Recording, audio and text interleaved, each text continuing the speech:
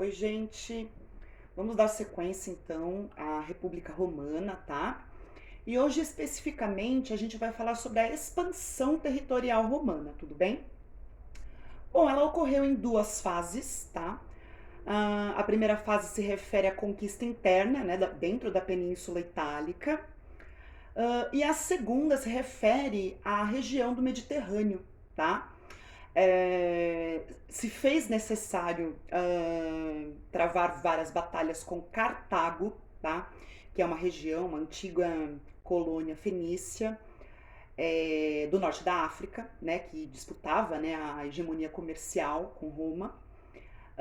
E dessa disputa, né, dessa rivalidade, surgem as guerras médicas, não, as guerras púnicas, que no caso foram entre Roma e Cartago, né? E todas as três foram vencidas por Roma, tá?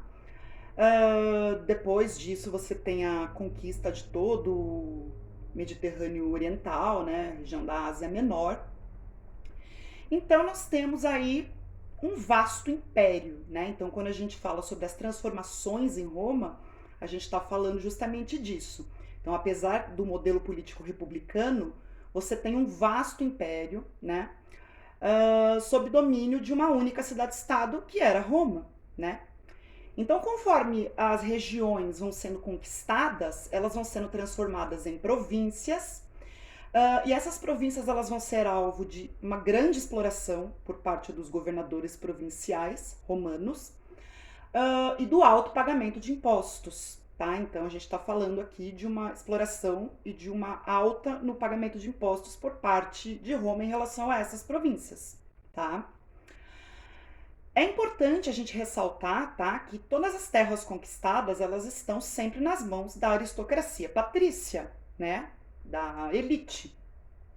Então os pequenos proprietários, né, sempre para poder colocar de novo em produção, né, suas pequenas propriedades, eles se veem precisando de empréstimos, né, dessa aristocracia e vivem endividados.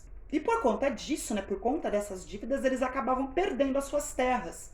Tá? Lembrando que aqui não existe mais escravidão por dívidas. Então agora os pequenos proprietários eles não viram mais escravos, mas eles simplesmente perdem as suas terras.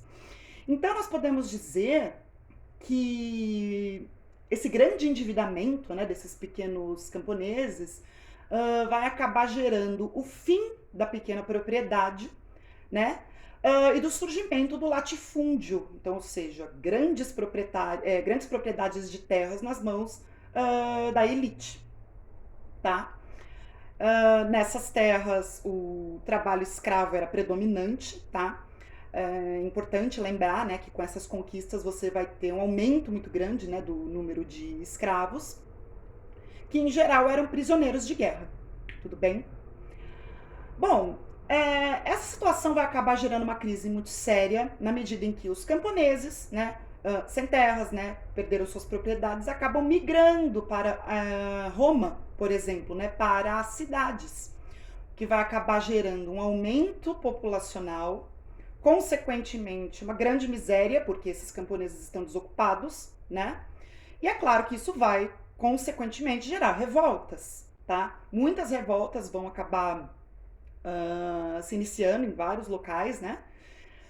E como solução foi criada a chamada política do pão e circo, tá? Que consistia na distribuição gratuita de trigo, tá? Que é a base da alimentação em Roma nesse período, e diversão, tá? Geralmente em arenas de gladiadores, aos pobres, tá? Então, essa medida ela vai acabar adiando a solução desse problema seríssimo, mas não vai, sob hipótese alguma, tentar resolvê-lo de fato, tá? Então, ou seja, é uma solução para adiar, né, de fato, a resolução desse problema grave, né, agrário, né, de miséria da população. Quem vai acabar tentando, né, resolver esse grande problema, né, com algumas reformas importantes, foram os irmãos Tibério e Caio Graco, tá? Os dois eles eram tribunos da plebe, né? E o Tibério ele vai propor uma reforma agrária, né, com base numa melhor distribuição, né, das terras conquistadas. E é claro que o Senado, né, composto pela elite, né, pelos patrícios, vai vetar.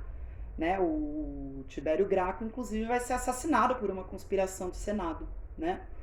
O seu irmão, o Caio Graco, ele também tinha um pacote de várias reformas, né, em relação à reforma agrária, mas apenas uma acabou sendo aprovada, né, que foi a lei frumentária, né, que se referia à venda do trigo, né, à plebe, né, aos plebeus, por um preço abaixo do mercado, né? Mas essa foi a única, de fato, lei aprovada, né, que beneficiava de fato os plebeus, né, a população mais pobre. Então nós podemos dizer que a situação, né, do povo romano, ela nesse momento ela estava muito complicada, né, na medida em que você tem as terras ainda nas mãos da aristocracia patrícia, né, uma miséria generalizada da população, né, que era reprimida com bastante violência, tá? E é nesse contexto que nós vamos ter uma certa importância que vai passar a ser dada aos generais, tá? Mas a gente vai conversar sobre isso na próxima aula, tudo bem? Então é isso, pessoal. Tchau!